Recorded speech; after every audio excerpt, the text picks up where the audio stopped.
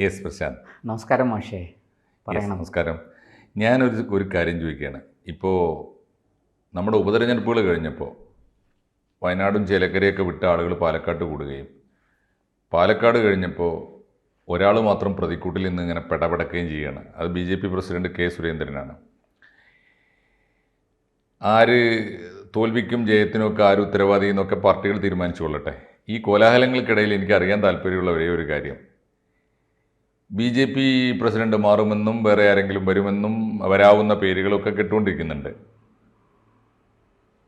നേരെ പറഞ്ഞാൽ ഇതിൻ്റെ കുറെ കൂടി ഇത്തരം രാഷ്ട്രീയ നീക്കങ്ങൾ സൂക്ഷ്മമായി അറിയുന്ന ഒരാളെ നിലക്ക് പ്രശാന്ത് പറയും, എന്താണ് സത്യസന്ധമായി പറഞ്ഞാൽ BJPയിൽ നടക്കാൻ സാധ്യതയുള്ളത്? ബാക്കിയൊക്കെ വാർത്തകളാണ്, അതിൻ്റെ ഊതി വീർപ്പിക്കലുകളാണ്. സത്യസന്ധമായി എന്താ നടക്കാൻ പോകുന്നത്? BJP നന്നാവുന്ന വല്ല ലക്ഷണമുണ്ടോ?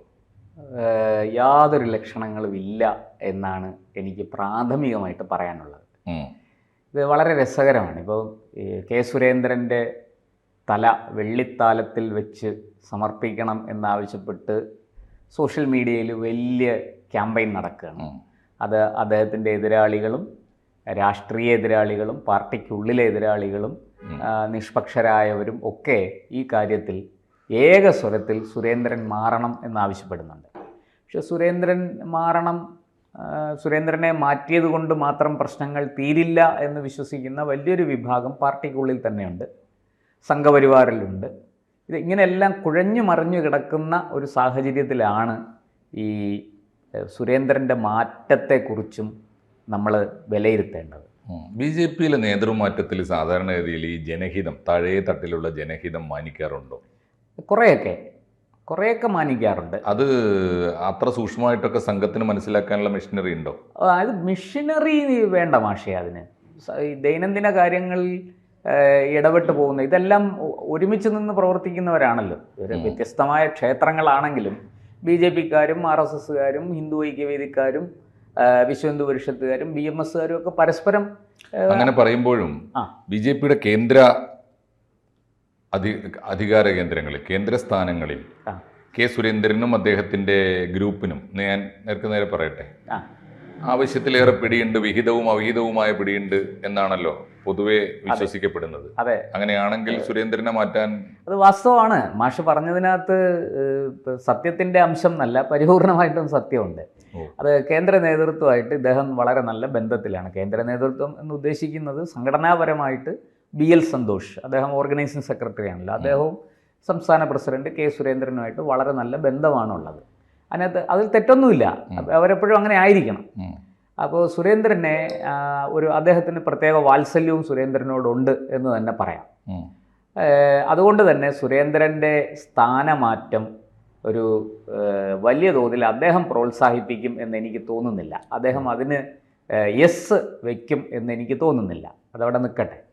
ഇപ്പോഴത്തെ ഒരു കണ്ടീഷനിൽ അതിനേക്കാൾ രസകരമായൊരു രാഷ്ട്രീയ നാടകം BJPക്ക് ഉള്ളിൽ അരങ്ങേറുന്നുണ്ട്. അത് ഒറ്റ വരിയിൽ പറയാം, അനിയൻ ബാവ പോകും, ചേട്ടൻ ബാവ വരും. മാഷിന് മനസ്സിലായി കാണുമല്ലോ.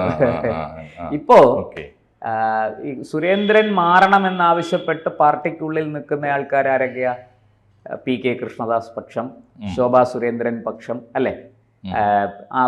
RSSനും ആ താല്പര്യം ഉണ്ടാവും. കാരണം ഇത്രയും കനത്തൊരു തോൽവി വന്നു, RSSൻ്റെ പിടിപ്പുകേടാണെന്ന് ജനങ്ങൾ ആരോപിക്കും. സ്വയംസേവകർ, RSSനുള്ളിൽ സ്വയംസേവകർ ഈ കാര്യം വലിയ തോതിൽ ചർച്ചയ്ക്ക് വയ്ക്കും. അതുപോലെ BMSനുള്ളിൽ ചർച്ചയാവും, മറ്റ് സംഘപരിവാർ സംഘടനകളിലെല്ലാം ഇത് വലിയ ചർച്ചയാവും. അപ്പോൾ സ്വാഭാവികമായിട്ടും RSSൻ്റെ പുറത്ത് സമ്മർദ്ദം കൂടും. ഇപ്പോൾ സുരേന്ദ്രനെ മാറ്റാം എന്നാൽ പിന്നെ സുരേന്ദ്രൻ മാറട്ടെ എന്നൊരു അഭിപ്രായം അവരും പറയും. അപ്പോൾ എല്ലാം കൊണ്ടും സുരേന്ദ്രന് വാസ്തവം പറഞ്ഞാൽ ഈ സമ്മർദ്ദം ഇനിയിപ്പോൾ അങ്ങോട്ട് ദിവസങ്ങൾ ചെല്ലുന്തോറും സമ്മർദ്ദം കുറഞ്ഞു വരില്ല, കൂടി വരികയേ ഉള്ളൂ എന്നാണ് ഞാൻ മനസ്സിലാക്കുന്നത്. പക്ഷേ ഈ പറഞ്ഞതുപോലെ മുകളിൽ രക്ഷിക്കാൻ സർവശക്തനായ ഒരാളുള്ളത് കൊണ്ട് അദ്ദേഹത്തിന് ആ ഒരു ധൈര്യത്തിലാണ് അദ്ദേഹവും മുന്നോട്ട് പോകുന്നത്. ഇപ്പോൾ പറഞ്ഞതുപോലെ ഒരു തെരഞ്ഞെടുപ്പിൽ തോറ്റ ഉടനെ അങ്ങനെ തലയെടുക്കാൻ തുടങ്ങിയാൽ ഈ പാർട്ടി എവിടെ ചെന്ന് നിൽക്കും? അപ്പോൾ ചേലക്കരയിൽ വോട്ട് കൂടിയത് സുരേന്ദ്രന്റെ മിടുക്കല്ലേ? ഇവിടെ പരാജയപ്പെട്ടെങ്കിൽ അപ്പുറത്ത് വോട്ട് കൂടിയല്ലോ. സുരേന്ദ്രൻ പക്ഷത്ത് നിന്ന് അത്തരം ചോദ്യങ്ങൾ വരും. വയനാട് മാന്യമായൊരു തോൽവിയല്ലേ ഉണ്ടായത് അതും പ്രിയങ്കയോട് മത്സരിച്ച് 1,10,10,000 വോട്ട് പിടിച്ചത് ചെറിയ കാര്യമാണോ? ഇങ്ങനെയൊക്കെ പറഞ്ഞ് ഒരുപാട് ചോദ്യങ്ങൾ വരും. മുമ്പും തെരഞ്ഞെടുപ്പുകൾ തോറ്റിട്ടില്ലേ? ഇതൊക്കെ ഉന്നയിച്ചാലും ഈ എതിർപക്ഷം വലിയ ശക്തമായ സമ്മർദ്ദം ഉണ്ടാക്കുമെന്നുള്ള കാര്യം തീർച്ചയാണ്. അപ്പോൾ സുരേന്ദ്രന് നിക്കക്കള്ളിയില്ലാതെ സുരേന്ദ്രന് മാറേണ്ടി വരും. അങ്ങനെ സുരേന്ദ്രൻ മാറിയാൽ പകരം ആര് വരും എന്ന ചോദ്യമാണ് ഉയരുന്നത്. അപ്പോൾ സ്വാഭാവികമായിട്ടും നമ്മുടെ ഇനിയിപ്പോൾ സംസ്ഥാന പ്രസിഡന്റ് ആകാനുള്ള ഒരാൾ MT രമേശാണ്, പിന്നെ ഒന്ന് ശോഭാ സുരേന്ദ്രനാണ്. ഇങ്ങനെ രണ്ട് നേതാക്കൾ, സംസ്ഥാന തലത്തിലുള്ള രണ്ട് നേതാക്കൾ, പ്രമുഖ നേതാക്കൾ വരാൻ സാധ്യതയുണ്ട്. ഇവരുടെ പേരുകൾ പരിഗണിക്കപ്പെടും. വേറെ ആരെങ്കിലും കാര്യമായിട്ട് പരിഗണിക്കും എന്നെനിക്ക് തോന്നുന്നില്ല. എങ്കിലും ഈ രണ്ട് പേരുകൾ വളരെ ശക്തമായിട്ട്, മറ്റു പേരുകളൊക്കെ കടന്നു വന്നേക്കാം, എങ്കിലും ഈ രണ്ട് പേരുകൾ വളരെ ശക്തമായിട്ട് ഉയർന്നു വരും. അപ്പോൾ അതിനെ സുരേന്ദ്രൻ പക്ഷം എതിർക്കും. ഇവർക്കും പലതരത്തിലുള്ള ഇവർക്കെതിരായ സമ്മർദ്ദവും ഒരു വശത്തുനിന്ന് ഉയരും, മറുവശത്തുനിന്ന് ഉയരും. അപ്പോൾ അങ്ങനെ വരുമ്പോൾ ഒരു സമവായത്തിൻ്റെ അടിസ്ഥാനത്തിൽ നമ്മുടെ അഖിലേന്ത്യാ ഓർഗനൈസിംഗ് സെക്രട്ടറി ഒരു അഭിപ്രായം മുന്നോട്ട് വെക്കും, ഒരു സജഷൻ. BL സന്തോഷ് അദ്ദേഹം പറയാം, എന്നാൽ പിന്നെ ഒരു കാര്യം ചെയ്യൂ, എന്തായാലും സുരേന്ദ്രൻ മാറുന്നെങ്കിൽ മാറട്ടെ. നമുക്ക് ഇപ്പോൾ സുരേന്ദ്രൻ മാറിയാൽ പകരം ആര് എന്നുള്ള ചോദ്യത്തിന് MT രമേശ്, ശോഭാ സുരേന്ദ്രൻ തുടങ്ങിയ പേരുകളെ ഇവർ കണിശമായിട്ടും പല്ലും നഖവും കൊടുത്ത് ഉപയോഗിച്ച് എതിർക്കും. അപ്പോൾ അങ്ങനൊരു വിഷയം വരുമ്പോൾ ഒരു സമവായം എന്നുള്ള നിലയ്ക്ക് BL സന്തോഷ് പറയും, എന്നാൽ പിന്നെ മുമ്പ് സംസ്ഥാന പ്രസിഡന്റ് ആയിരുന്ന ഒരാൾ ഇവിടെ ഉണ്ടല്ലോ കേരളത്തിൽ, അദ്ദേഹം ഇപ്പോൾ സ്വതന്ത്രനാണ്, അദ്ദേഹത്തിന് വേറെ ചുമതലയൊന്നുമില്ല, അദ്ദേഹം ആകട്ടെ. V മുരളീധരൻ സംസ്ഥാന പ്രസിഡന്റ് ആകട്ടെ. കേന്ദ്രമന്ത്രിയുടെ പരിവേഷം, ഒരു മുൻ കേന്ദ്രമന്ത്രി, രാജ്യസഭാ MP. മാത്രമല്ല അദ്ദേഹം മുമ്പ് പ്രസിഡന്റായിരുന്നപ്പോൾ വലിയ പ്രശ്നങ്ങളൊന്നും ഇല്ലാതെ പാർട്ടിയെ കൊണ്ടുപോയതാണ്. മാത്രമല്ല വോട്ട് വിൽക്കുന്ന പാർട്ടി എന്ന ആക്ഷേപം BJPക്ക് നേരെ ഉണ്ടായിരുന്നത് മാറ്റിയെടുത്ത സംസ്ഥാന പ്രസിഡന്റാണ് V മുരളീധരൻ. അത് നമ്മുടെ മുഖ്യമന്ത്രി പിണറായി വിജയൻ തന്നെ ഒരു പത്രസമ്മേളനത്തിൽ തുറന്നു പറഞ്ഞിട്ടുണ്ട്. എന്താ, പിന്നെ V മുരളീധരൻ വന്നതിന് ശേഷമാണ് BJP ഇനി വോട്ട് വിൽക്കുന്ന പാർട്ടി ആയിട്ട് BJPയെ നമുക്ക് തരം താഴ്ത്താൻ പറ്റില്ല. BJP ആ ഒരു അപകടത്തിൽ നിന്ന്, അല്ലെങ്കിൽ ആ ഒരു താഴ്ചയിൽ നിന്ന്, അധപ്പതനത്തിൽ നിന്ന് BJP കരകയറിയിരിക്കുന്നു എന്ന് പിണറായി വിജയൻ തന്നെ തിരുവനന്തപുരത്ത് നടത്തിയൊരു പത്രസമ്മേളനത്തിൽ പറഞ്ഞതാണ്.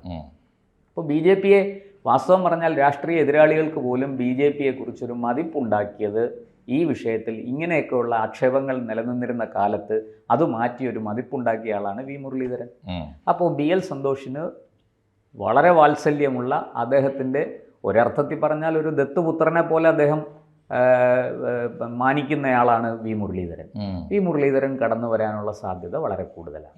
അതൊരു പക്ഷേ ഇമാതിരി ഒരു സാധ്യത കാലേക്കുട്ടി കണ്ടുകൊണ്ടാണോ മുരളീധരൻ വളരെ പരസ്യമായി തന്നെ സുരേന്ദ്രനിൽ നിന്ന് ഒരു അകന്നു നിൽക്കുകയും സുരേന്ദ്രനോട് അല്പം ഇഷ്ടക്കേടുകൾ കാണിക്കുകയും ഒക്കെ ചെയ്യുന്നത്, പ്രകടിപ്പിക്കുകയും ചെയ്യുന്നു. ഞാൻ അവിടെ പ്രചാരണത്തിന് പോയി എന്നല്ലാതെ അവിടെ എന്താ നടക്കുന്നത് എനിക്ക് അറിഞ്ഞുകൂടാന്ന് വളരെ നിരുത്തരവാദപരമായ ഒരു അണ്ടർസ്റ്റാൻഡിംഗ് ആണല്ലേ.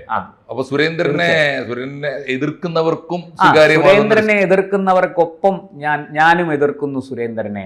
അപ്പോൾ സ്വാഭാവികമായിട്ടും മറ്റേ പക്ഷവും ഈ കാര്യത്തിൽ ഒരു സമവായം കൊണ്ടുവരും. എന്നാൽ പിന്നെ V മുരളീധരൻ ആകട്ടെ. എന്തായാലും MT രമേശിനെയോ, ഇനിയിപ്പം വരുന്ന നിയമസഭാ തെരഞ്ഞെടുപ്പിന് ഒരുപാട് നാളില്ല, ഏതാണ്ട് 1.5 വർഷമേ ഉള്ളൂ, തദ്ദേശ തെരഞ്ഞെടുപ്പ് വരുന്നു.